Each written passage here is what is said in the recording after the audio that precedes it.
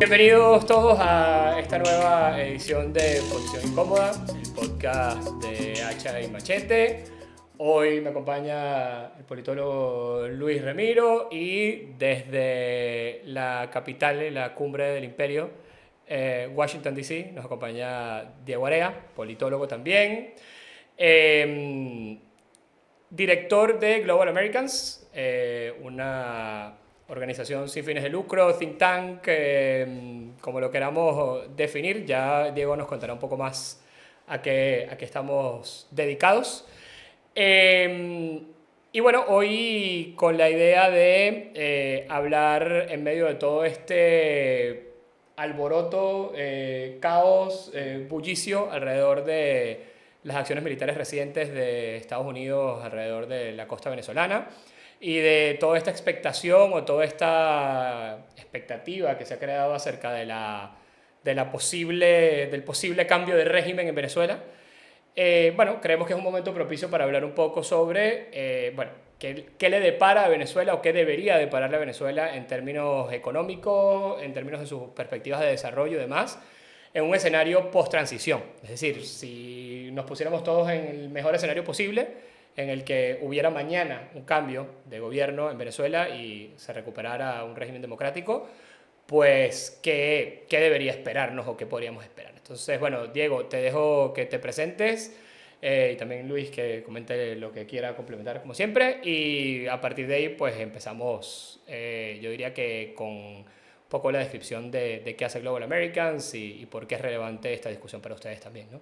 Bueno, Luquen y Luis, gracias por la invitación. Luquen, tú sabes que soy fan de Hacha y Machete desde los inicios. Me parece que están haciendo un trabajo excelente y además fuera de la caja, no complaciente, saliéndose de las dinámicas polarizantes, binomiales y tratando de tener conversaciones un poco más interesantes. Eso me encanta y me parece demasiado importante. Y además es como, creo que doblemente especial porque venimos de la misma historia, ¿no? Venimos a hablar, nosotros nos encontramos los tres, venimos de un mundo bastante similar, del calor de la dirigencia universitaria, de la lucha por la democracia, por las ideas. Tuvimos por una situación que, bueno, ajena a nuestra voluntad, que salir de nuestro país de alguna forma expulsados, pero que ahora podemos estar otra vez como cada quien en su trinchera, para llamarlo de alguna forma, después de aprendizajes y de experiencias y de, bueno, vivencias muy duras, pero también muy constructoras de talento, de resiliencia, de capacidad de ver las cosas de un ángulo distinto. Así que me encanta este proyecto y 7 de la mañana aquí en Washington, D.C., lo haría todos los sábados porque me parece un proyecto excelente. Así que felicito por ese lado. No, muchas gracias, Diego. Sí, es verdad que por una manera u otra que hayamos o que tengamos que coincidir de esta manera está muy bien por un lado, por otro lado no tanto, pero bueno, al menos que sea para una cuestión constructiva, ¿no? Independientemente de lo que pase por el momento en el que estamos grabando este episodio ahora mismo. Bueno, ya ves que es como un episodio de expectativas, ¿no? O sea, tengo la camisa de la Vinotista. Este episodio es previo al juego con Colombia, entonces quizás cuando esto salga, Venezuela está clasificada al repechaje o no, o Venezuela está liberada del chavismo o no. O estamos de luto, como yo. Exactamente. Pero también me gustaría escuchar, Diego, un poco lo que avanzaba Luquen, ¿no? O sea, todo el trabajo que está haciendo Global Americans, que entiendo que es como una ONG nueva, no sé un poco de qué se trata y si pudieras comentar un poco sobre esto. Bueno, nace de ahí, ¿no? O sea, 100%, Luis, la Vinotinto es como es la política en nuestro país y como nuestro país nos mantiene a los venezolanos que estamos afuera hiperconectados con nuestra identidad, con nuestras raíces. Siempre jugamos como siempre, ¿cómo se llama? Jugamos como nunca y a veces perdemos, pero lo importante es que estamos ahí, tú tienes tu camisa y yo también estoy pensando el jueves pasado teníamos eso también nos pasa a los que salimos, ¿no? Tenemos esos dilemas distintos, ¿no? Messi por un lado y por el otro lado la Vinotinto y al final siempre uno termina decantando en lo que nos hace falta y hacia dónde vamos. Y quiero también decir que esta conversación hubiera sido una locura tenerla hace un mes, hubiera sido absolutamente absurda tenerla hace un mes. Entonces eso es lo que nos habla, lo que nos dice es lo volátil que está el mundo en este momento, ¿no? Y en esa volatilidad hay definitivamente oportunidades, oportunidades para la transición, para que se acabe ese gran desastre, la hecatombe que ha sido el chavismo en Venezuela y para la región. Pero también, y hablábamos un poco antes de comenzar oficialmente esta conversación, pero también genera una serie de riesgos importantes, ¿no? Que se puede espiralizar crisis. Entonces, bueno, es un momento clave para empezar a conversar sobre esto, que van a ser absolutamente todos supuestos. Porque estábamos hablando de una transición, bueno, ¿y cómo se come eso? ¿Cómo se da una transición? Es una transición pactada en donde el gobierno estadounidense genera tanta fuerza y tanta amenaza creíble, ahora sí, de verdad, que el chavismo internamente hay algunos quiebres, debilitamiento, y tienen que sentarse de forma seria, por fin, por primera vez, diría yo, en una mesa de negociación a redefinir cómo va a ser el futuro del país, o es un futuro sin Maduro y sin chavismo. Eso cuesta como pensarlo, cómo estabiliza. Es decir, es una conversación infinita, pero necesaria tenerla. Y sobre todo en este contexto, cuando pareciera que la ventana está abierta de nuevo, ¿no? Después de algún rato de sequía, de falta de entendimiento hacia dónde íbamos. Con respecto a mi trabajo, mira, la verdad es que yo estoy muy emocionado, esperanzado con este nuevo reto que tengo. Soy el CEO de un tanque de pensamiento que tiene sede acá en Washington, D.C., que lo que se trata es acercar a los Estados Unidos a Latinoamérica, generar integración, fomentar encuentro. Y la verdad es que estamos en un proceso, ha sido muy estimulante porque hemos podido, la junta directiva y todo el equipo, de alguna forma redefinir y readaptar la organización a los cambios que están sucediendo, que son absolutamente estructurales. Tecnología, Trump en el poder, globalismo versus nacionalismo, cuáles son los grandes dilemas, ¿no? Yo diría decir, globales. Entonces, ¿cuál es la posición de una organización como la nuestra, donde podemos generar impacto? Y la verdad es que lo que hemos encontrado son dos cosas claves. La primera es, hay definitivamente países como Venezuela, como Cuba, como Nicaragua, más allá de eso, la región tiene una desigualdad muy profunda, tiene muchos problemas, ¿no? Tiene una desigualdad profunda, una de las más grandes, eso genera obviamente crisis de gobernabilidad, probablemente fue lo que hizo llegar al chavismo al poder, ya podemos hablar de eso. Tiene, la verdad, presencia de grupos de narcotráfico importantes. Es decir, es una región que tiene crece no tan aceleradamente como se quisiera, pero nosotros nos estamos enfocando en las oportunidades. Entonces, hay oportunidades en países, creo que en contraste con buques en el Caribe, hay países que están teniendo un buen comportamiento fiscal, que están comportándose bien desde el punto de vista de la democracia y la separación de poderes, que son espacios atractivos para inversión estadounidense y global, las economías de ingreso medio como la República Dominicana, Panamá, Paraguay, Ecuador. Y segundo, conecto con esto y me callo porque ya estoy encadenado. Pero lo conecto con lo que me dijiste, Luis, o sea, con lo que somos nosotros, que somos una diáspora que fue expulsada de su país, somos más de 7 millones, y cada quien ha hecho su propia, bueno, eso nos ha enseñado cosas. Y a mí una cosa que me ha enseñado a lo largo de estos años, 10 años que ya tengo fuera de mi país, ha sido el poder que tenemos nosotros, las diásporas, no solamente la venezolana, sino otras, la diáspora judía, la diáspora griega aquí en los Estados Unidos, la dominicana con la que estoy trabajando también mucho. Entonces lo que estoy haciendo con mi tanque de pensamiento es traer a las audiencias domésticas en los Estados Unidos, que somos los latinos, que combinados seríamos la quinta economía del mundo, un poder económico global, involucrado en la política exterior hacia Latinoamérica, generando puentes, construyendo, etc. Así que me encanta poder tener esta conversación porque tiene mucho que ver con lo que hago en mi día a día. Para ir introduciendo un poco el tema, ya has dicho ahí un par de cosas interesantes que ahora la quisiera incorporar a la discusión también, ¿no? En términos generales, queríamos dedicar, y esto lo habíamos también comentado inicialmente para poner un poco de orden, porque tenemos muchas cosas que hablar y seguramente, tomándote la palabra, este será el primer contacto de otros que iremos teniendo, no solo contigo, sino con otros invitados.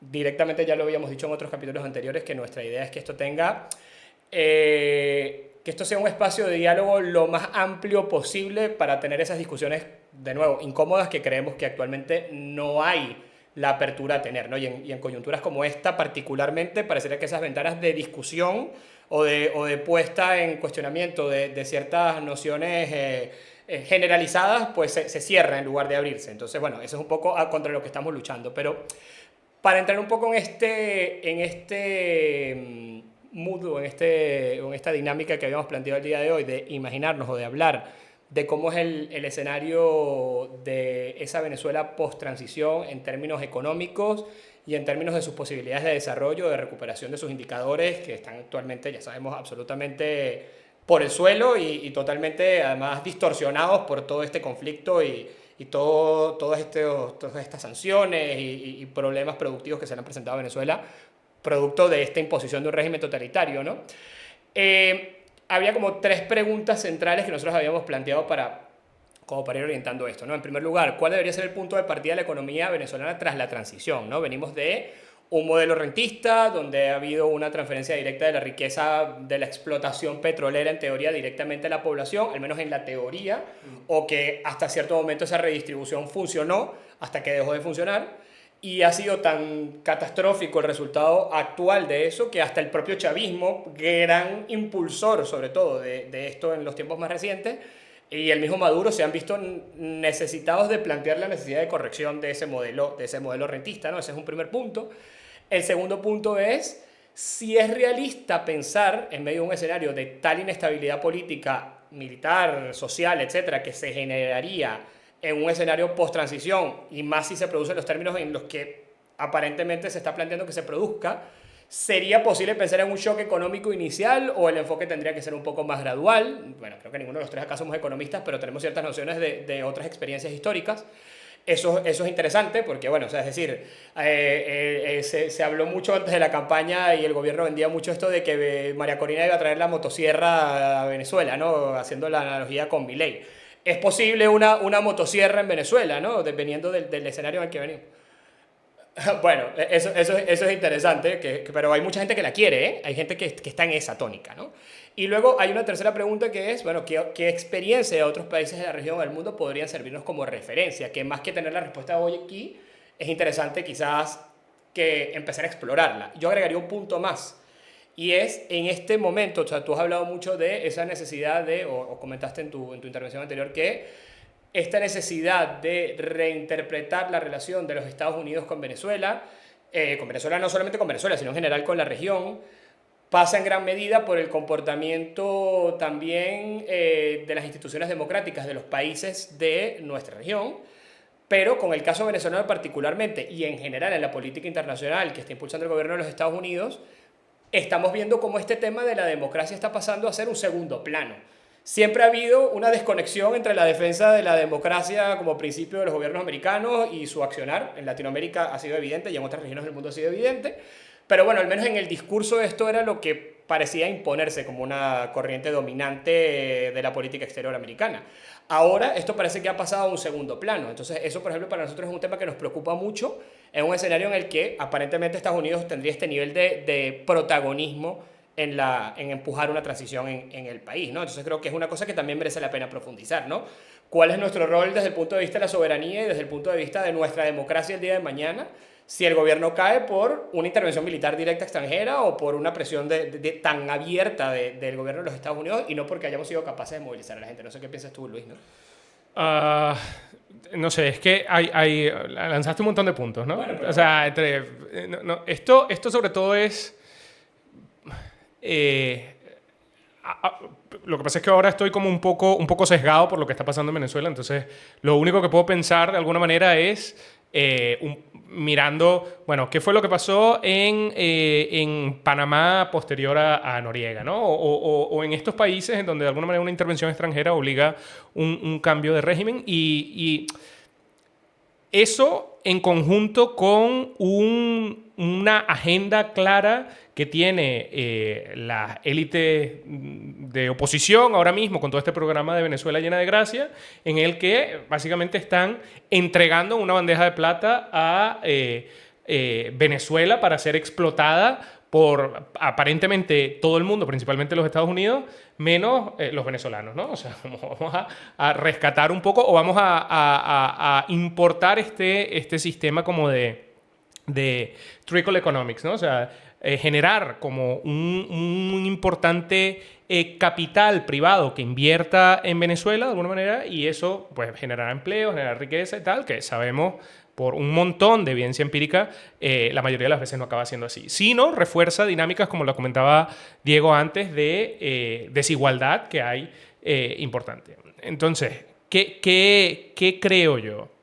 De alguna manera, el gobierno que venga, ya sea el gobierno de transición o aquel gobierno siguiente a lo que venga el chavismo, va a tener un reto importante de gestionar un país que lleva años atravesando una crisis humanitaria, pero que a la vez tiene esa demanda general de hacer Venezuela atractiva otra vez, sobre todo para la inversión, tanto nacional como extranjera, porque de alguna manera sabemos que obviamente la inseguridad jurídica ha hecho pues que mucho de este capital privado extranjero pues salga del país por riesgo a una expropiación o bueno, la inseguridad, etcétera, etcétera, la inflación que hace que Venezuela no sea un país pues rentable para algunos, digamos, porque de alguna manera sí que hemos visto que hay cierta élite económica que conforme que estuvo bastante presente el siglo pasado durante la Cuarta República y que sigue presente el día de hoy y que se ha hecho millonaria, era millonaria antes y sigue siendo millonaria con el chavismo, y bueno, incluso estamos viendo cómo se mezcla esa élite nueva chavista con esta antigua élite económica. Pero de alguna manera, a mí lo que me preocupa sobre todo es esta idea que se está haciendo hegemónica del tema de la motosierra para situaciones como Venezuela. Es que yo pienso ahora en la situación de Venezuela y ¿qué más motosierra vas a echar que la que ha hecho el gobierno ya directamente? O sea, ahorita vemos el sistema productivo de Venezuela y casi no existe. El Estado está ausente absolutamente en todo excepto en lo represivo. O sea, hay una gran presencia militar, una gran presencia policial en las calles que de alguna manera reprime, controla la población, pero en términos económicos pues ha desaparecido por completo, en términos de generación de bienestar, digamos, provisión de servicios públicos ha desaparecido por completo, no hay salud pública, la educación pública está absolutamente colapsada, sin hablar de cosas básicas como infraestructura, transporte, etcétera, etcétera. Entonces, y un poco para acabar, lo que yo creo es que de alguna manera sí que tiene que haber un impacto importante en términos de atracción de inversión, pero es vital que el Estado se fortalezca también, pero se fortalezca en su capacidad no represiva, sino en su capacidad administrativa, que de alguna manera genere una red de protección a la gran mayoría de la población que ahora mismo está atravesando una situación de pobreza extrema. Gracias Luis, gracias Luquen. Yo creo que aquí estamos como, acabamos en 3 minutos de definir como muchos de los grandes dilemas que hay, ¿no? ¿Es la democracia o no es o no es? ¿La democracia se tiene que reinventar o tiene que morir? ¿Es cierto que Trump y el movimiento MAGA es antidemocrático? ¿Los movimientos más nacionalistas, globales, son menos democráticos? ¿Cuál es el rol filosófico? ¿Cuál es el rol del Estado, ¿no? Y yo empiezo por ahí, y pensando en cuál es el rol del Estado, cuál considero, cuál me imagino que es el rol del Estado, y pensando en una Venezuela post-transición. Y es que el problema es que en esos dilemas nosotros estamos en un momento de transformación y de síntesis, de confrontación de teorías, de visiones del mundo muy marcado. Y hay muchos autores, intelectuales y no intelectuales, que definen este tiempo como una era como post-Segunda Guerra Mundial, es decir, un momento de transformación estructural del sistema mundial, ¿no? Pero entonces, bueno, el rol del Estado es una discusión que hay que tener, y en Venezuela es una discusión que hay que tener, ¿no? Y me gustó cómo lo desnudaste, Luis, porque es más que Estado grande o Estado pequeño, es mucho más que esa dicotomía. Lo que sí tiene que pasar en Venezuela es que deje de haber un Estado que se dedica al terror y al control ¿no? La motosierra hay que pasársela es al clientelismo político, la motosierra hay que pasársela a el dinero que va invertido a las instituciones del Estado que se dedican a reprimir y a generar mecanismos de control social, y se trata de pasarle la motosierra sin duda alguna a las actividades ilícitas que en la cual concurre o en la cual colabora o la cual permite el Estado venezolano dentro de su territorio, ¿no? Eso quiere decir, bueno, entonces la solución es que hay que, entonces, el contraste es que hay que entregarle a Venezuela a capital privado. Oye, yo estoy de acuerdo que eso no debe ser. No podemos pasar de un monopolio de un estado de terror a un monopolio del sector privado. Y ahora, entonces, ¿cuál es ese rol que debe tener el Estado? Ese Estado futuro, el Estado del futuro, la Venezuela de prosperidad, definitivamente tiene que tener un ancla con la gente. Es que si no, Luis Luquen, yo no me imagino una Venezuela con viabilidad política y con las condiciones materiales como para que simplemente se pueda hacer una entrega, aquí está un folleto, estos son los proyectos, estos son los espacios de inversión, adelante, sin ningún tipo de regulación ni de intervención del Estado. Entonces yo lo que me imagino es un Estado que definitivamente es un Estado regulador. Tú hablabas de casos históricos. En el caso de Europa del Este hubo una postsoviético, que la verdad es que cuando pensamos en los modelos, es decir, el chavismo es un modelo definitivamente único, pero tiene tendencias obviamente soviéticas, viene de allí, ¿no? Viene de allí, es un resultado, yo diría, una metástasis de ese sistema. Y definitivamente yo creo que de los grandes aciertos que hicieron los países de Europa del Este, Polonia, etcétera, fue sí tener un Estado que se encargaba de evitar la corrupción, de evitar el oligopolio, porque así como el Estado tiende a asumirlo todo, el sector privado y los capitales tienden a querer controlar la riqueza, ¿no? En unas pocas manos. Entonces, si no pasa lo que pasó en Europa del Este, pasa lo que pasó en Rusia, que unos pocos, 11 aristócratas rusos eran dueños de la mitad de la economía. Me acuerdo de este jeque ruso Abramovich que compró el Chelsea, que tenía, es decir, él es una caricaturización de lo que puede pasar y lo que pudiera pasar en Venezuela también. No podemos pasar de la boliburguesía a la ponle el nombre que tú quieras. Entonces, bueno, el Estado definitivamente tiene que asumir el rol. El problema es que el Estado perdió su sentido, ¿no? Perdió el sentido, y el sentido es un sentido de control, de controlar el poder, de mantener estas actividades que acabo de relatar. Ahora el Estado tiene que enfocarse en sus actividades principales. ¿Cuáles son las actividades principales de un Estado? Regular, asegurarse que haya seguridad y que hayan reglas claras y transparentes para que la gente compita, y tiene que asegurarse en un país como Venezuela, con 8 de cada 10 personas en la pobreza y con servicios básicos que no están garantizados, se tiene que asegurar de levantar y crear las condiciones mínimas para que el pueblo prospere y generar una visión y crear confianza. Yo creo que todo va a tener que ver, ahora imaginemos, sucede de la forma que sea, tiene que haber una generación de confianza, y creo que eso tiene unos pasos a seguir. Tiene que haber una liberalización de la economía. Definitivamente tiene que haber una progresiva. Yo no creo en la economía. Una pregunta que me hiciste, Luquen, ¿es un shock o es una cosa progresiva? Yo pienso que en Venezuela definitivamente debería haber un proceso progresivo donde haya shock en espacios específicos de la economía, oye, la energía. Nosotros somos un país, hablábamos, Luquen, de Venezuela como un país dependiente del petróleo. Toda la vida en el colegio, en la universidad nos decían, Dios mío, ¿cómo es posible que no hayamos podido capitalizar de este gran recurso que tenemos? Vamos a seguir dependiendo de eso. El futuro no es un futuro con petróleo. El futuro del mundo es verde, ¿no? Pero nosotros, sobre todo al principio, necesitábamos drill, baby drill. Necesitamos subir la producción petrolera para tener espacio fiscal y poder, Luis, a medida que liberas la economía, también generar esas subvenciones, sí, esa ayuda, sí, ese apoyo a la sociedad que ha estado vapuleada, y darle las herramientas para que construyan su propia libertad individual. Porque lo que se ha perdido absolutamente en Venezuela es la libertad de la gente de poder progresar y poder ascender y poder crecer y poder vivir la vida feliz, el bien último, que es la felicidad, construir una familia y estar en prosperidad. No respondí todas, pero lanzo eso. Vale, está bien. Ahí tengo varios comentarios, que a pesar de que creo que en términos generales estamos de acuerdo en la mayoría de las cosas.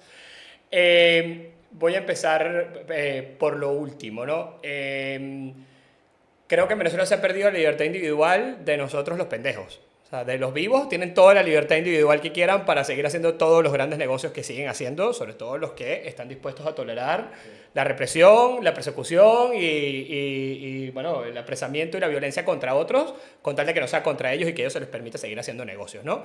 Y no me estoy refiriendo específicamente o necesariamente a los que están directamente en el gobierno, sino que muchos de los que están en la esfera a su alrededor, que en principio no están muy claras cuáles son sus verdaderas posturas, ¿no? Tanto en el tema económico como en sus posturas políticas. Yo creo que aquí has dado en el clavo de varias cosas, ¿no?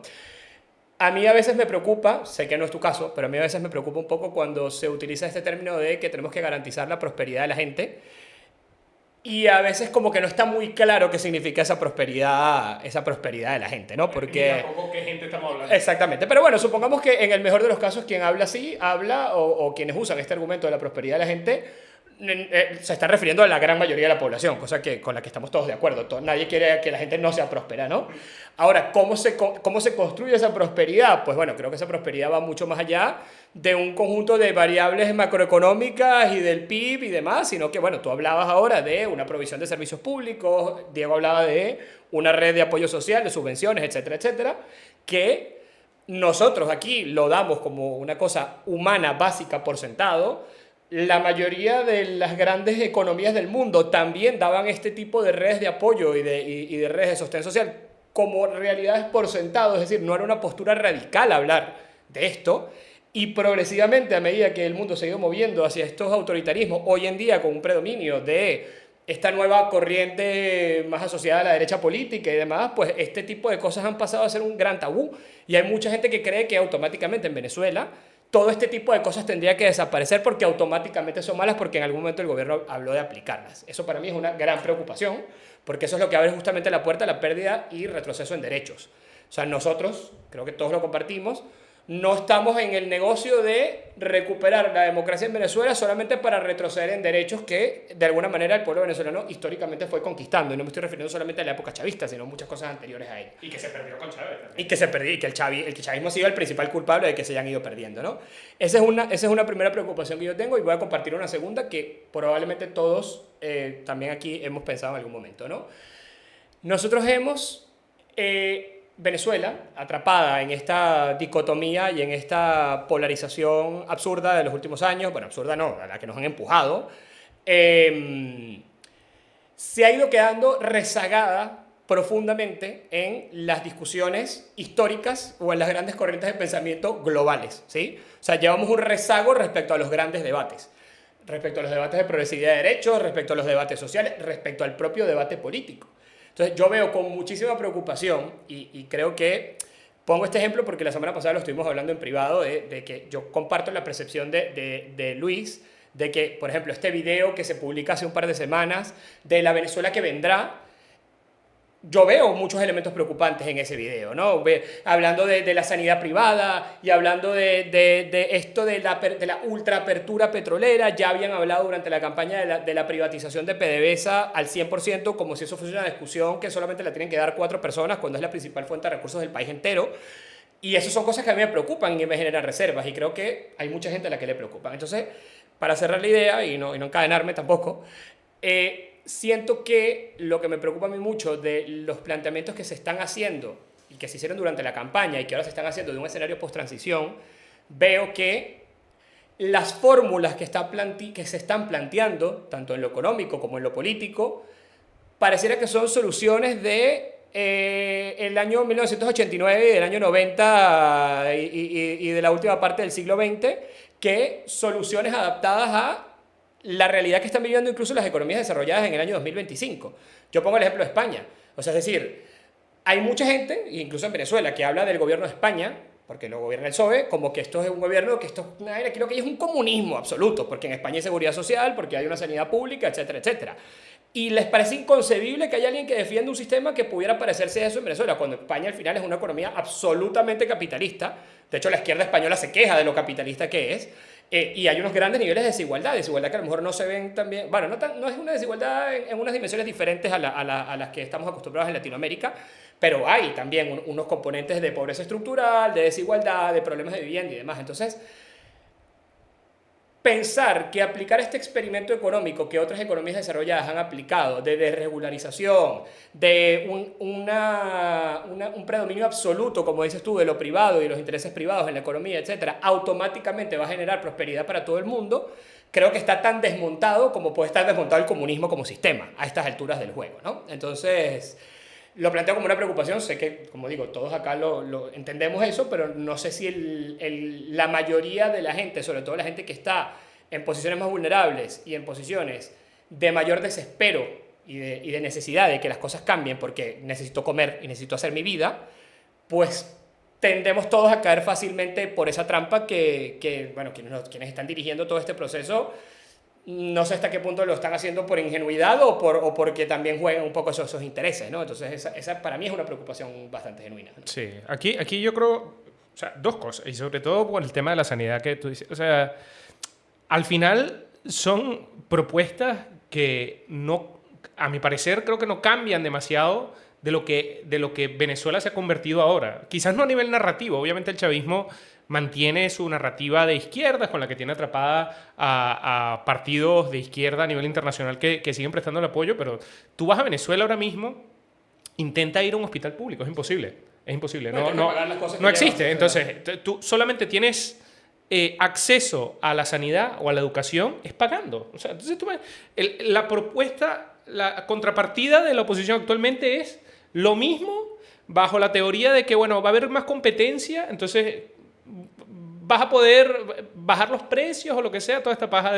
de liberalismo que al final acaba en la gente endeudada y se queja cuando le dicen que es el politólogo progre. E igualmente jodida, ¿no? Pero más allá de eso, porque un poco ya lo habíamos comentado, a mí lo que me preocupa de toda esta dinámica es que no se está, o sea, lo que estabas comentando tú, parece ser que una élite claramente está impulsando esta agenda y no se puede comentar al respecto.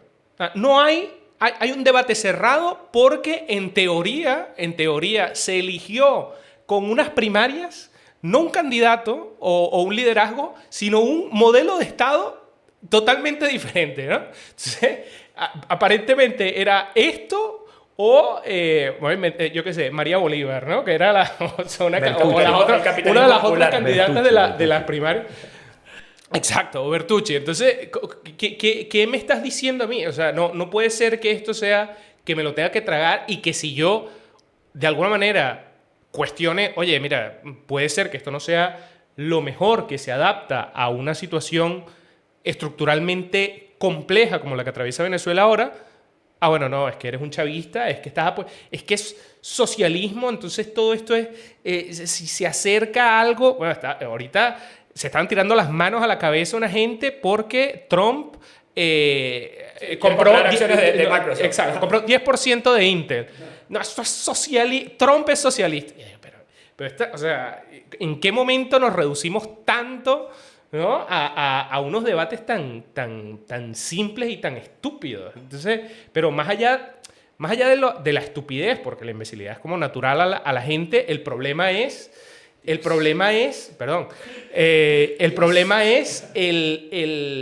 que esto verdaderamente va a afectar la vida de la gente y de un país entero, puede ser, ¿no? Si no se admite al menos la posibilidad de, bueno, ¿cuál es esa Venezuela que queremos la mayoría de los venezolanos? 100%, yo estoy de acuerdo. Lo único que yo arranco diciendo, y después sigamos hablando, yo estoy 100% de acuerdo que hay que abrir el debate, que es una decisión, la Venezuela que viene es una Venezuela que es una cosa que tú tienes que socializar, que debe ser inclusivo en su discusión, que no puede ser No, eso yo lo comprendo y definitivamente debe socializarse más y seguramente habrá limitación de recursos para hacerlo. Es decir, hay una serie de limitaciones que se tienen.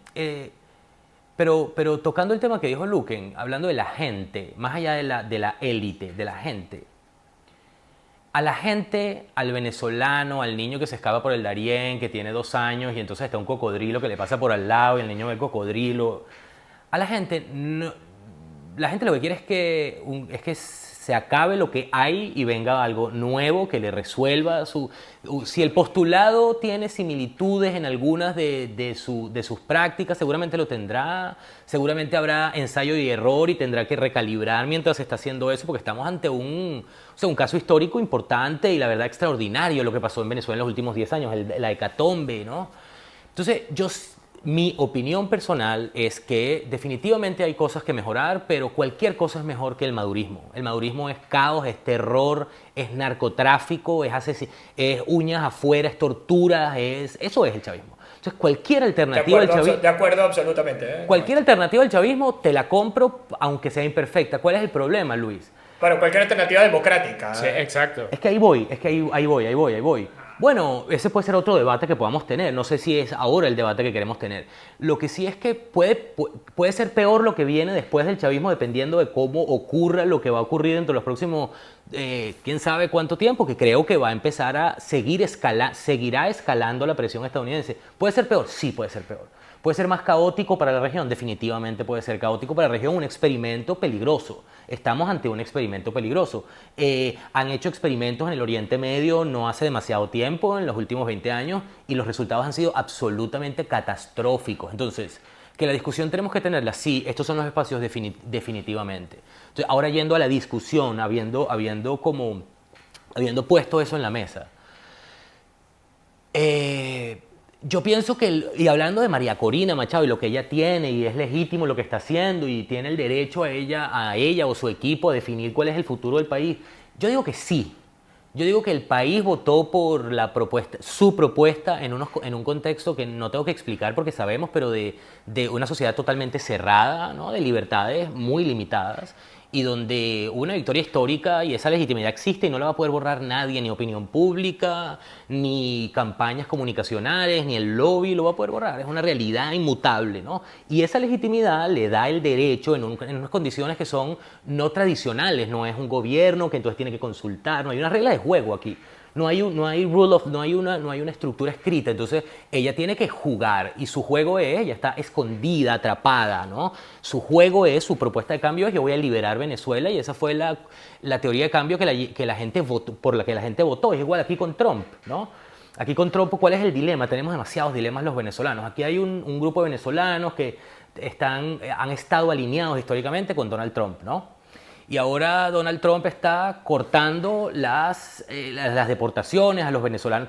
Hay una política dura anti-latinoamericana. Entonces ahora está ese debate, es decir, pero a lo que voy es que esa es su teoría. Entonces, la teoría de cambio, ¿cuál fue la teoría? ¿Cuál fue la propuesta electoral de Trump? Yo voy a sacar a los que están aquí, a los narcotraficantes y los ¿cómo se llama? Y los presos que mandaron para acá. María Corina dijo, yo voy a liberar a Venezuela de esta gente que la tiene cooptada, y ahí yo no soy constitucionalista ni lo quiero ser, pero yo entiendo que allí mi sentido común, lo que me dice, lo que entiendo del mundo, es que ella tiene el voto de la gente.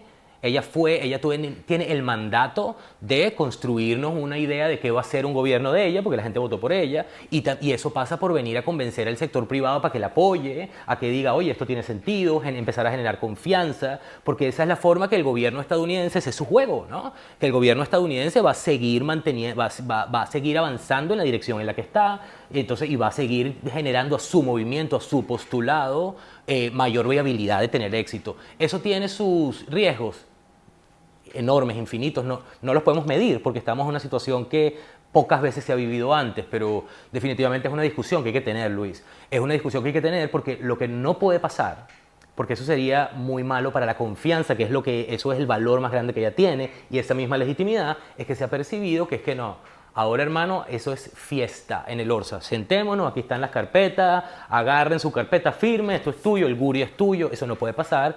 Y tenemos que tener cuidado con que esa sea la percepción de la gente que está viendo a ver si cruza el Darién o no, porque no tiene cómo comer, porque generaría una crisis, una vez más, otra crisis de confianza, ¿no? Perdón que te interrumpa, no solamente es peligroso que esa sea la percepción para la gente en general, sino que también es peligroso que esa sea la percepción para aquellos actores que están caminando la línea fina de decidir si le quitan la silla o no a Maduro. Porque a lo mejor le pueden quitar la silla a Maduro si piensan que hay una lógica detrás y el país se va a preservar de alguna manera. Va a preservar su integridad territorial, va a preservar su soberanía, va a preservar el control sobre sus recursos, etc. En el momento en el que tú, con tu accionar o tu discurso, destruyes también esa confianza o das la percepción de que justamente el tema es fiesta en el Orsa, pues muchos, sobre todo los que han tenido más o han sido más reacios a quitarle la silla al tipo, tendrán también más reservas en quitársela, ¿no? Y también ahí creo que esto no deja de ser un factor político importante que mucha gente descarta.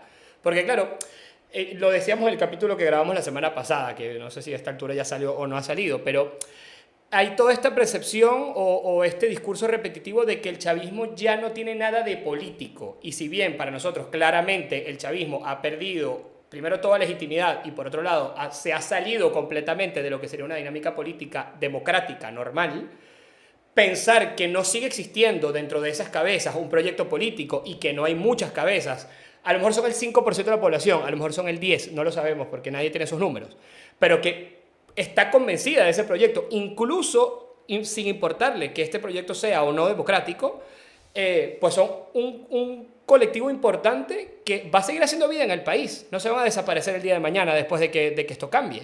Entonces, bueno, o sea, parte del trabajo es también traerlos de regreso. Para cerrar esto, y creo que Luis quería decir un par de cosas importantes también. ¿No quieres decir nada?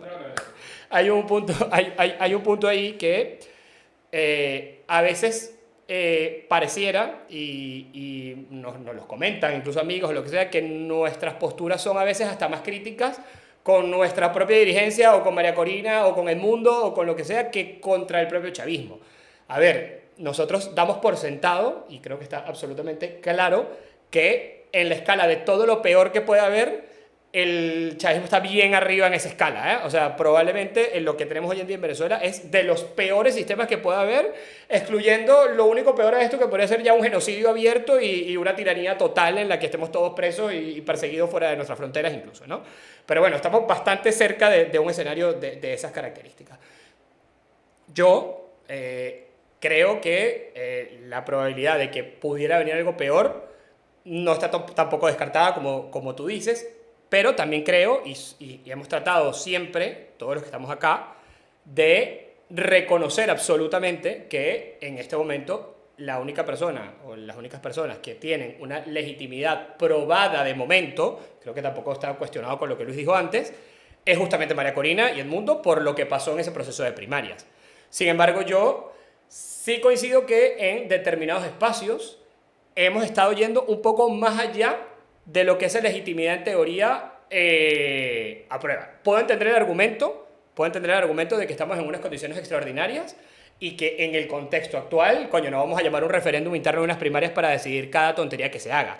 Pero lo que yo esperaría sería que por lo menos, desde el círculo más cercano o desde la gente que esté más cercana a ese proyecto político o a la cabeza de ese proyecto político, no se tomara por descontado, uno, el apoyo del resto de la sociedad automáticamente, que por el hecho de que le hayamos apoyado en unas primarias o hayamos movilizado a la gente para votar por El Mundo o lo que sea, automáticamente vamos a estar de acuerdo con cualquier medida económica o política que vayan a tomar.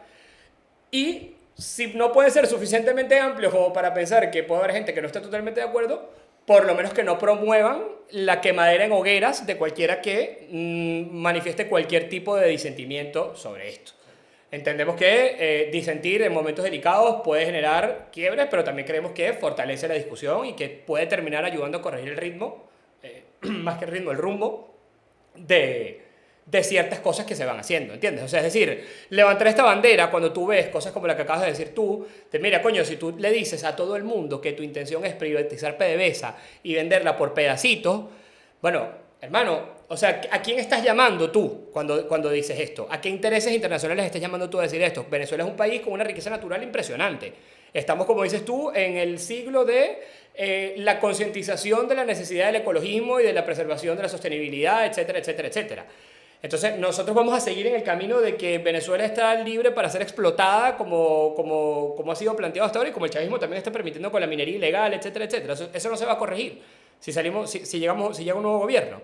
Entonces, es decir, solo por poner un pequeño ejemplo de esto, ¿no? No, pero es que coincido O sea, es que no quiero dar demasiadas vueltas a este asunto, pero por algo que comentaron ustedes dos. Y es que, eso, como bien comentabas, Diego, o sea, al final, ¿en qué se basó la campaña de primaria? Más allá, teniendo en cuenta de que en este caso era importante la oferta de candidatos, que la oferta de candidatos para las elecciones primarias era nula. Gente que no tenía o una plataforma política y quienes la tenían estaban ya quemadísimos, como Enrique Capriles, que o inhabilitados directamente. Entonces, claro, quedaba esta opción bastante poderosa con un mensaje fuerte de vamos a sacar al chavismo, sea como sea. Perfecto, te lo compro. Pero ¿qué hay debajo de eso? Es lo que decía Luquen. O sea, ¿hasta dónde llega esa legitimidad? Porque al final esto vende mucho y obviamente yo quiero, en tema, o sea, a nivel particular, yo quiero una Venezuela no sin chavismo, o sea, no que los chavistas desaparezcan, ellos pueden seguir teniendo la ideología que tengan, pero obviamente sin el chavismo en el poder, porque una Venezuela con el chavismo en el poder no es una Venezuela democrática, digamos, ¿no? Pero esa legitimidad te da ¿para qué? Para lo que decías, para vender al gobierno. Tú al final, cuando tú llevas, o sea, ¿a quién le vendieron? ¿Cuál es la agenda de María Corina en detalle? Como lo que vendía el mensaje. ¿A quién le presentó esa agenda? Porque yo fui el año pasado que estuve en Venezuela, fui a un par de mítines que organizaron, uno en la Universidad Central y en otra ocasión, y la conversación no era sobre vamos a vender PDVSA o vamos a privatizar la sanidad. Era vamos a sacar al chavismo. Y todo el mundo aplaude, perfecto. Pero estamos en la Universidad Central y no se comentó abiertamente que buscan privatizar la universidad pública. Porque obviamente eso no vende. O sea, eso no... pero no está en la discusión, pero está todo metido en el mismo paquete, ¿no? Entonces esto es lo que es cuestionable y que al final es una discusión interesante quedar incluso pensando en el día de mañana. Es decir, sentar las bases de esta discusión así esto no sea el momento. Porque el problema es que cuando llegue el momento, si esta discusión no se ha empezado a dar, pues ya será muy tarde. Es que estaba pensando exactamente en eso. Es el momento de tener esa conversación, el rol de hacha y machete. O sea, no puede haber... Yo no puedo estar más de acuerdo con que no puede haber nadie es dueño de la verdad y nadie que está en esa posición de legitimidad, aunque la tiene, está exento de tener que dar explicaciones de lo que está haciendo y cómo lo está haciendo. Ya hablamos, ya dijimos, y entonces ya desnudamos la realidad a partir de la cual entendemos que es una situación extraordinaria, por ende ella tiene unas licencias, no la de Chevron, las de María Corina, las licencias de María Corina, es una licencia amplia, la tiene. Eso no quiere decir que organizaciones como la de ustedes y que gente como nosotros no podamos tener una conversación donde hacemos cuestionamientos a dicha y les ayudamos a poner en el radar de quienes están tomando decisiones, quienes están en este dilema, que tienen un tiempo limitado para pensar, imagínense, con los recursos limitados, siendo perseguidos por todos lados, ¿no? Darle insumos de, mira, ponle atención a esto, es importante, porque voy a otra cosa que quiero decir. Lo que pasa es que al final con Venezuela me ha pasado que como que yo solo sé que no sé nada. Antes mi trabajo anterior era Venezuela y entonces con el Trump 1 y después con Biden y entonces... Y al final yo creo que mi mayor conclusión es que no saben, yo tenía una propia, yo construí una idea de lo que yo creía que era una solución, de lo que no estaba bien y lo que estaba mal, y mi única conclusión es que no sé nada, que no tengo idea de nada, porque es una situación muy volátil y poco cierta, ¿no? Pero con respecto a tu comentario, Luquen, de tengamos cuidado que no haya una percepción de que estamos hipotecando el país porque es ideológico, ¿no? Fue como Chávez llegó al poder, lo que vas a hacer es reforzar ese imaginario que está en la gente, que ya lo entiende, lo sabe, lo articula, sabe hablar, ¿no? Pero en el pasado me he visto muchas veces viendo a políticos y quizás estando de acuerdo con esas estrategias de cuidado con qué decimos y cómo decimos, porque a quienes queremos convencer son a los que mantienen a Maduro, a los militares alrededor de Maduro, ese chavismo no madurista, esas grandes teorías que se trataron de implementar para fisurar su base de apoyo. Y eso no ha funcionado. El cuidado no ha funcionado. La sierra, el venezolano votó por la sierra. El venezolano que está en Venezuela, que es el venezolano que en las encuestas te dice, no papi, quítame lo de las sanciones, no te vuelvas loco, yo quiero comer, no me sigas estropeando mi calidad de vida, mi acceso primario inmediato a la vida, ¿no? Pero ese mismo dijo, no, yo quiero un cambio radical ya, quiero la sierra, ¿no? Y creo que además, habiendo dicho que es muy importante este debate, que tienen que seguirlo teniendo y tienen que seguir haciendo lo que están haciendo, creo que escapa de nosotros, creo que escapa de ideología, creo que nosotros somos simplemente una pequeña pieza, hay que también entender la realidad de cómo funciona el mundo, ¿no?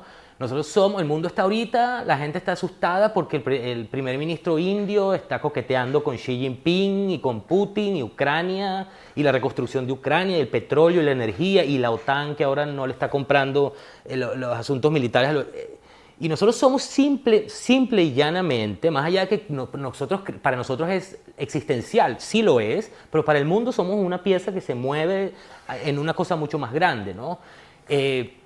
Entonces tenemos que entender que tenemos que, en ese juego que se está jugando, tenemos que lo sabemos jugar porque la oposición tiene una capacidad instalada ya, viene de ser nada más y nada menos que el gobierno interino, ¿no? Entonces, sí tiene que haber transparencia porque el gobierno interino, parte de lo que sucedió, que yo no voy a responsabilizar a Guaidó ni a una persona, pero el proceso lo que dejó fue una gran falta de transparencia, lo que hubo generó una ruptura con la confianza con esa gente que te apoyó. Entonces, si no aprendemos de eso y seguimos simplemente usando la licencia, se gasta el espacio político, la verdad sale, es como el agua, pana, es como el agua. Entonces ahora, habiendo dicho esto, yo creo que hay que ser, los gringos lo llaman bold. Yo creo que María Corina hace bien y la gente votó por alguien que tenga una posición coherente, que siga con ella. Su posición es que hay que salir de Maduro, que no van a salir de forma pacífica. Y su posición es que va a abrir el país al mundo privado, que lo va a reinsertar en el sistema global, en el mercado global, que la gente va a poder invertir, que va a haber algunos riesgos. Ese es el mensaje que es su deber como representante de la alternativa al madurismo, es construir una idea de cómo sería, qué oportunidades hay si ella logra su cometido para que los grandes capitales, los que apoyan los medios, los que le dan espacio en medios que van a influir en la opinión pública de este país y de otros, etcétera, le den espacio, le den relevancia. Entonces, estamos metidos una vez más, los venezolanos que estamos afuera, adentro, ya con alguna desesperanza prendida, pero también entendiendo que las cosas son volátiles, otra vez en el medio de una espiral que ya veremos qué pasa, pero que al parecer no va a dejar de ser intenso con esta presidencia de Trump. No, bueno, yo de acuerdo en términos generales con prácticamente todo, solo un pequeño matiz sobre lo de que esto de procurar que el dique se rompa no ha funcionado. Más que no funcionó es que no ha funcionado, como tampoco ha funcionado la política de máxima presión, tampoco si lo ponemos ambas cosas sobre la mesa.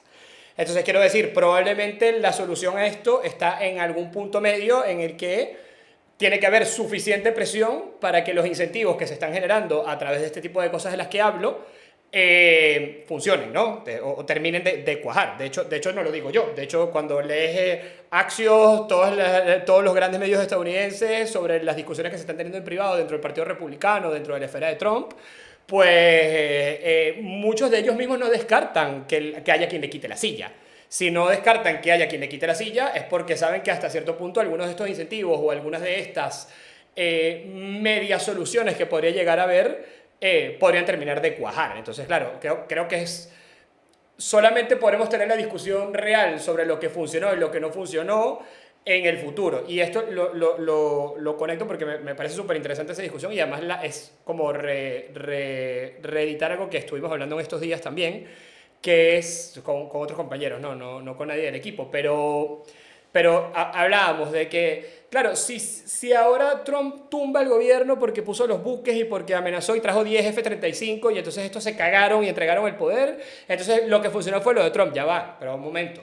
Es que si no hubiera habido elecciones el 29 de julio estaríamos en la situación en la que estamos. ¿Y por qué hubo elecciones el 29 de julio? Porque también hubo una negociación previa.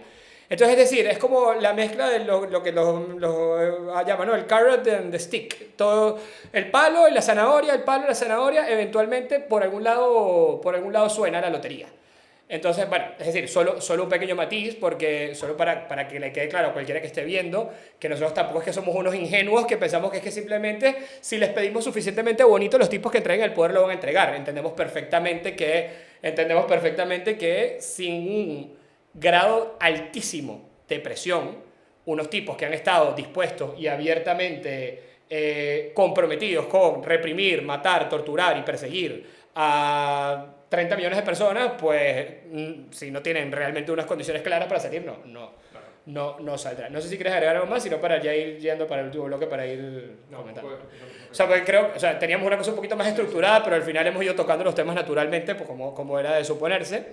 Yo creo que aquí hay un punto que no hemos tocado, que le podemos dedicar unos minutos, aunque realmente creo que ninguno de nosotros tiene aquí la respuesta, que lo podemos hablar en términos más grandes de ideas, y es cómo Venezuela puede integrarse de manera sostenible a la economía global más allá del petróleo, ¿no? Lo tocamos tangencialmente, pero si no queremos volver a ser una economía, ni una economía absolutamente rentista centrada en un control del Estado del petróleo y una redistribución de esa riqueza, ni esa otra alternativa que es la privatización absoluta de nuestros recursos petroleros y minerales y que nos caiga lo poco que caiga de los impuestos o de lo que se recoja de las transnacionales que vengan, pues en qué punto medio esos recursos son aprovechables para entrar en sectores económicos o para entrar en ciertas actividades que históricamente Venezuela no ha participado y que para las que tiene gran potencial. No sé, el turismo, la hostelería, los recursos hídricos, la minería de metales raros, otro tipo de energías renovables que tenemos, bueno, somos pioneros además en el tema de energías renovables con las inmensas hidroeléctricas que se construyeron en el país en su momento, etcétera, ¿no? Eso es un punto, porque queremos escuchar tu opinión sobre este tema, sobre, bueno, cómo lo ven desde Global Americans, y también el otro punto que es el retorno o el potencial retorno de la migración o de esta diáspora de la que venimos hablando. Es decir, ¿cuál es el rol? Le podemos dedicar estos últimos minutos a esto. ¿Cuál es el rol que tendremos todos los que de alguna manera estamos afuera y muchos que a lo mejor ya están haciendo su vida afuera y que no se plantean regresar? Primero, ¿qué condiciones habría que crear para que regresen? O si no van a regresar, ¿cómo? Creo que ahí entran organizaciones como Global Americans a ser claves. ¿Cómo podemos hacer que todo este talento, que a lo mejor, lamentablemente, quizás más nunca va a volver a vivir en Venezuela, porque están fuera, porque se casaron, porque tuvieron hijos, porque ya hicieron su vida en otro país, para que todo ese talento, todas esas nuevas experiencias, conocimientos, educación, etcétera, que han acumulado debido a esta interacción con otras culturas, con otros países, con otras actividades económicas, pueda de alguna manera también impactar en esa recuperación del país, ¿no? Bueno, esta es la parte en la que nos ayuda a simplemente desideologizar la conversación de alguna forma, porque estábamos hablando de que simplemente somos una pieza en un mundo y nos mueven y nosotros estamos en el medio de una tormenta y hemos estado en medio de una tormenta por los últimos 20 años al menos. Y creo que cuando pensamos en el futuro del país tenemos que pensar entendiendo que el mundo es así, ¿no? Crudo, todos contra todos, entonces ¿qué conviene a mí? Más allá de qué me dice más allá de los dilemas ideológicos, ¿qué es lo que necesitamos? ¿Cómo estamos, dónde estamos como país? ¿Cuáles son nuestras condiciones? ¿Cuál es nuestro contexto, nuestra capacidad, etcétera? Yo digo que lo primero es que nosotros somos un país minero, pues petrolero, somos petróleo y hay que drill, es decir, tú tienes que subir, es imposible. El empuje inicial tiene que pasar por aumentar tu capacidad, es decir, llegar a tu capacidad instalada de producción petrolera. Pero tú das en el clavo cuando dices otros recursos naturales y la energía, somos un país al final, ¿cómo convertimos eso? Entonces, nuestro modelo es que queremos seguir siendo un país petrolero los próximos 50 años. Bueno, no creo que sea, o sea, creo que si tú le preguntas a ChatGPT, hola, debemos, Venezuela, te dice no, o sea, te dice X, no, por favor no lo hagas, ¿no? Pero obviamente tú tienes, hablando y conecto con la diáspora, tú tienes toda una industria histórica alrededor de la energía. Y la energía ha evolucionado y tú tienes una diáspora de los ex PDVSA que han ido al mercado internacional global y se han formado en esto. Como tú decías, nosotros estamos como varios años luz detrás de donde está el mundo. Pero bueno, pero no. Al final no, eso es relativo, ¿no? Estamos ahí. Claro, estamos... el país que está afuera está actualizado, sí, digamos. Entonces ahí empieza un círculo virtuoso porque el venezolano, y ya hablaremos de cuáles son las condiciones que se necesitan para que la gente se devuelva cuáles son, o cómo se puede aprovechar y entender también quitando pasiones, No, mira, hay un grupo de gente específico con estas capacidades que no se va a devolver. Ah, bueno, entonces ¿cómo lo voy a aprovechar? Porque mandan remesas. La diáspora dominicana, que vive en su mayoría acá en Nueva York, le manda 10% del Producto Interno Bruto en remesas a su país de origen. Entonces, bueno, yo no me pongo bravo y son, ojo, nosotros somos 7 millones, ¿no? Ellos son 2 millones y algo. Entonces, bueno, ahí tenemos una masa crítica importante, que todos tienen posibilidad de remesas, no de la misma forma, pero imaginemos cómo podemos hacer sostenible eso. Pero también yo creo, siempre he pensado que también darles derechos, hay que integrar a la diáspora, hay que darle derechos políticos a la diáspora. Es decir, el chavismo no solamente es una... Por eso es que yo estoy de acuerdo cuando dicen que es ¿cómo se llama? Un problema como transnacional, no solamente por la droga, el narcotráfico, sino porque también cercena derechos a nivel internacional, el derecho a la identidad, el derecho a expresarme, ¿no? Entonces hay que abrir, eso se nos va a abrir el mundo. ¿Cómo nos ingresamos? Bueno, lo primero, el valor más importante que tenemos, uno de los más importantes, es nuestra gente, el capital humano que está dentro y que está afuera. Y tenemos ahí Luquen, por ejemplo, y tú estoy seguro que sabes de este gran proyecto que tenemos con Trinidad, de gas natural, Dragón, tenemos como ese... Es decir, nosotros tenemos una ubicación geográfica totalmente privilegiada desde el punto de vista de la logística, de la energía renovable, puertos, desarrollar nuestra infraestructura crítica. O sea, tenemos una oportunidad. ¿Quién debe encargarse de eso? ¿El Estado o el Estado o el privado? Bueno, eso es un programa solo para eso. Te traes a Monaldi, te traes a su contraparte y te empiezas a tener una discusión. Yo sí pienso que el Estado debe ser el garante, debe ser el tenedor de las industrias más estratégicas para el país. ¿Ok? Como las que acabo de... pero el Estado es ineficiente por naturaleza, entonces el Estado tiene que aliarse con la empresa privada, comprometerlos dándoles reglas de juego claras. Si no hay reglas de juego claras, deseos no van a empreñar a nadie, retórica no va a empreñar a nadie, esto es matemática. Y la diáspora, tanto el inversionista extranjero como la diáspora, la emoción y la percepción y la comunicación va a jugar un rol, el Twitter, etcétera, sí, definitivamente, pero van a ver los números. Hay cuántos asesinatos hay, mi niño puede ir al colegio si lo llevo para allá, hay una ruta que yo puedo seguir con un carro, que no me maten. Entonces hay sí un paso inicial que hay que garantizar, que es los servicios básicos. Venezuela está en un momento muy primitivo de su historia, de su capacidad de responder las necesidades básicas de su población. Entonces, la prioridad tiene que ser garantizar ese espacio mínimo y el Estado seguir avanzando. Entonces creo que, de nuevo, creo que la energía es un valor que nosotros tenemos que desarrollar y diversificar. Tenemos agua, tenemos la eólica, es decir, tenemos una posibilidad de crecer. Tenemos la agroindustria, el turismo. Nosotros tenemos tierras y están muchas ocupadas por grupos irregulares. El Estado, la gente, con apoyo y fomento del Estado, vamos a hacer productiva la tierra, vamos a usar lo que tenemos. Yo soy pues el mundo está yendo el mundo es digital. Y nosotros estamos en un momento muy primitivo, eso es malo, por 99% de las veces por las cosas, pero hay uno por el que no, es que porque estamos empezando de nuevo, vamos a hacer borrón y cuenta nueva, vamos a desde adentro, desde la educación primaria, porque hay que reformarlo todo, hay que rehacerlo, hay que robustecerlo todo al menos, porque hay cosas sobre las que puedes trabajar. Las capacidades, el lenguaje digital, desde el inicio, si somos energía, somos inteligencia artificial. Si entonces desarrollamos nuestra capacidad de generación, es decir, vamos a poder entonces acoger la necesidad que existe en el mundo y va a seguir existiendo de poder proveer electricidad. Lo dejo ahí. No, estabas comentando de que este era el momento de desideologizar la conversación y yo creo que ha sido bastante ideológico toda la intervención. Estoy bastante de acuerdo con muchas de las cosas que comentaste. Sin embargo, creo que hay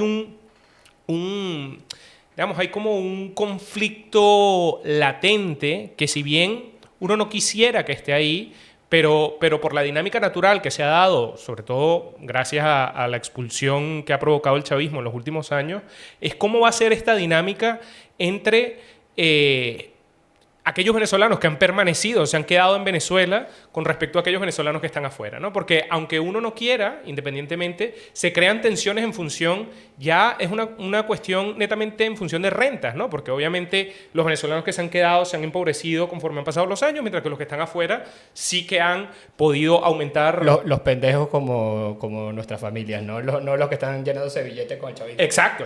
No, bueno, esto hablando de... Exacto. Pero hablando de la mayoría, del grueso de los venezolanos, conforme a esta diáspora que de alguna manera ha ido creciendo y que una gran parte, quizás una parte considerable, como comentaban ustedes dos, no está dispuesta a volver, pero otra parte que sí, y va a volver probablemente con más dinero que la gente que está allá, ¿no? Entonces, ¿cómo va a ser ese proceso de llegada de los venezolanos que están afuera? Va a ser un problema directamente de mercado laboral.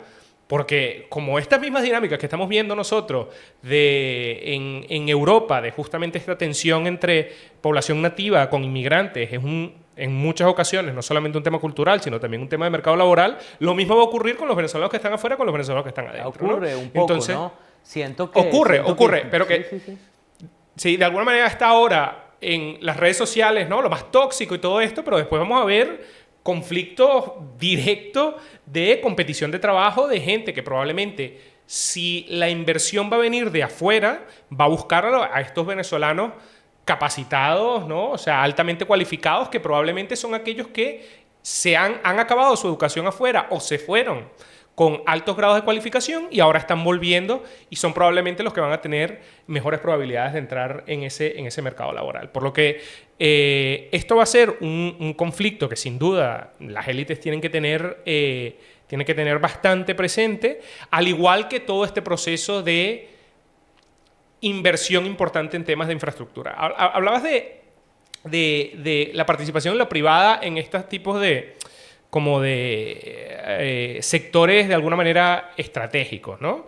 Y de nuevo, yo creo que la eficiencia, a pesar de que parece ser siempre un término más o menos objetivo, yo creo que la eficiencia tiene un carácter ideológico bastante potente, en el sentido de que un Estado puede ser ineficiente si sus objetivos si su prioridad no es esa, pero si el Estado hace de su objetivo recuperar la empresa petrolera, yo creo que puede ser tan eficiente o mucho más que una empresa privada, ¿no? En este sentido. Y yo creo que de alguna manera, y por eso yo creo que es vital que el gobierno que asuma luego del chavismo pues tenga clara cuáles van a ser sus prioridades y trabaje en función de eso.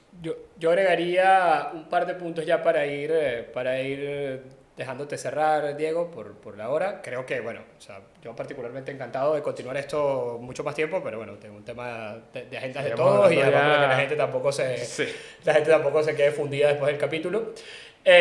Yo diría que aquí, o sea, han dado con un tema bastante interesante sobre la diáspora, la migración y las condiciones de un eventual retorno. Yo agregaría dos cosas importantes, ¿no? Veo, y también es otra preocupación que creo que compartimos, veo que muchas veces quienes están fuera son quienes están, evidentemente también por razones, quizás no están viviendo en carne propia el desastre del país, pero están viviendo en carne propia todas las consecuencias que tiene emigrar. O sea, porque muchas veces, a veces desde fuera o desde quien está en el país a lo mejor percibe que está afuera la está pasando bien y desde afuera el que está afuera piensa que está pelando más bola, ¿sabes? Sí. Exacto. Entonces, quiero decir, siempre hay como esa dicotomía, como dice Luis, pero hay dos temas aquí que son sumamente importantes. Uno, a mí me preocupa mucho que veo que muchas veces quienes están fuera, en medio de este desespero y de no estar viviendo la realidad del día a día en el país y la interpretación un poco sesgada de la última impresión que se llevaron del país la última vez que estuvieron allá o la última vez que lo vivieron, pues suelen ser como los más promotores o los más apoyadores de una salida un poco más por la fuerza y que desdeña un poco los efectos que eso puede tener sobre la vida cotidiana de quien sigue en el país, sin darse cuenta desde mi punto de vista que mientras más violenta sea la salida, mucho más compleja será la recuperación, sin ninguna duda. O sea, creo que en eso podemos estar todos de acuerdo. Y cuando me digo violenta me refiero a que sea por la fuerza, porque si es por la fuerza que te puse una pistola y te fuiste y se acabó tranquilito, bien. Pero sabemos que es bastante poco probable que esto sea de color de rosa Sí, claro. como todos. Entonces, pudiéramos, al estar promoviendo una salida por la fuerza, creando las condiciones que terminen haciendo más difícil ese regreso. Como dices tú, que a lo mejor termina, o al menos temporalmente, empeorando las cosas antes de mejorar, ¿no? Eso es una cosa importante. Y otra cosa que creo que es clave es que toda esta discusión sobre los derechos políticos de la diáspora es fundamental y la conecto con lo que dijimos anteriormente sobre la amplitud a recibir comentarios o no, o entender la discusión o el debate, sobre todo cuando es promovido desde espacios que están fuera del país, porque parece que a veces las corrientes dominantes que están un poco en la disidencia les parecen bien las voces que vienen de fuera sobre lo que está pasando en Venezuela, siempre que estén alineadas con la corriente hegemónica. En el momento en que cualquier voz que viene de fuera o que está circunstancialmente fuera del país se manifiesta o cuestiona cualquier cosa que esté pasando, entonces automáticamente la descalificación es que no entiende el país, es que no lo está viviendo, es que es muy fácil para ti que estás en Barcelona. Vale, entonces bueno, son dos elementos que creo que son importantes a tomar en consideración si queremos que en el futuro la diáspora también pueda ser reintegrada de una manera que sea beneficiosa para el país como un todo, ¿no? No sé si quieres agregar algo más y si no dejamos que Diego que Diego cierre, ¿verdad? Creo que no es una conversación que se da lo suficiente y más real, no puede ser más real. El contraste entre el riesgo que vive el que está afuera con respecto a que pase una salida de un tipo u otro versus el que está allá. Definitivamente la desconexión de realidades, de vivencias, de problemas primarios versus otros problemas, ¿no? Eso no quiere decir que la diáspora, que uno salir y caminar y tener que bregar y hacer su vida y construir y luchar porque nadie te regala nada, porque el mundo no te está recibiendo con la, ¿no? Tampoco es fácil, sin embargo, nosotros tenemos yo creo que no se habla suficiente y es un sentimiento que se ha estado enraizando, es otra polarización. Somos un país lleno, somos un país, una sociedad, no es el chavismo nada más. No pasa en un vacío, el chavismo no apareció, no vino en un paracaídas. Es una sociedad, somos en la oposición. Podemos estar hablando también, yo pudiera sacar un programa solamente de Hacha y le pongo otro segundo nombre y hablo solamente de la oposición, porque definitivamente hay un problema social, ¿no? Y eso no escapamos los venezolanos, que somos al final víctimas de lo que sucedió, no tenemos nada que ver. Y también tenemos una diferencia, me veo muchas veces hablando con amigos míos, con familiares que están en el país, y el contraste de opiniones es muy importante. Y creo que lo que tenemos es que entenderlo, lo que tenemos es que hablarlo para poderlo entender, porque si no se convierte, si yo no tengo la posibilidad de que alguien me diga, mira, no jodas, Diego, lo que tú estás diciendo y que no es ideológico, y es lo más ideológico que he escuchado, y no tengo un balance de yo tener la perspectiva del otro, entonces yo me voy alejando hacia mi propia construcción de la realidad, donde todo el mundo lo que hace es reafirmarlo, donde estas minorías ruidosas a las que tú te refieres, Luquen, que son las que más ruido hacen y las que más castigo reputacional pueden generar al que disiente, ¿no? También hay una discusión que tener sobre eso. Es decir, cualquier extremo, cualquier gente que distorsiona la capacidad de... Porque la democracia la está distorsionando. Entonces, pero bueno, eso es un dilema global, pues, cómo las redes sociales y cómo la tecnología nos ha puesto en este otro dilema. El punto es, ninguno tiene la razón, todos tenemos derecho a pensar y a dar nuestra idea.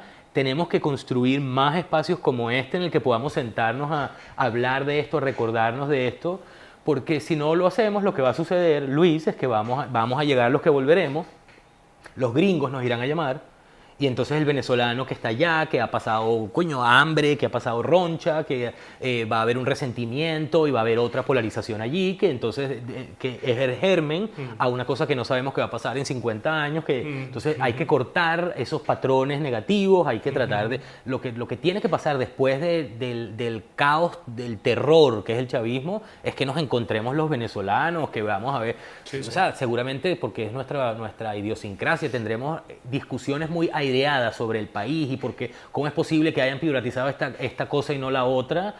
Ojalá que esa sea la discusión, espero que ese sea el debate que tengamos, porque estamos hablando entonces ya no del Darién, sino de si PDVSA, cuánto es el porcentaje de las empresas privadas en PDVSA, qué pasó con Guyana, cómo vamos a resolver ese problema con Exxon y Chevron, que esa sea la discusión, ¿no? Eso es todo lo que tengo que decir. Bueno, nada, Diego, un placer como siempre. De nuevo, espero que esto sea primer intercambio de muchos, porque creo que estoy muy seguro que podemos seguir colaborando en muchas cosas. Así es. Y bueno, gracias también, Luis, por... No, y gracias, Diego, y todo. O sea, la conversación súper rica y ojalá repetir. Bueno, gracias a todos por acompañarnos hoy y seguimos. Si te gustó este episodio, suscríbete. En nuestro canal encontrarás mucha más información y debates como el que viste hoy. Somos Hachi Machete y puedes conseguirnos en nuestras otras redes sociales y también recomendarnos a un amigo.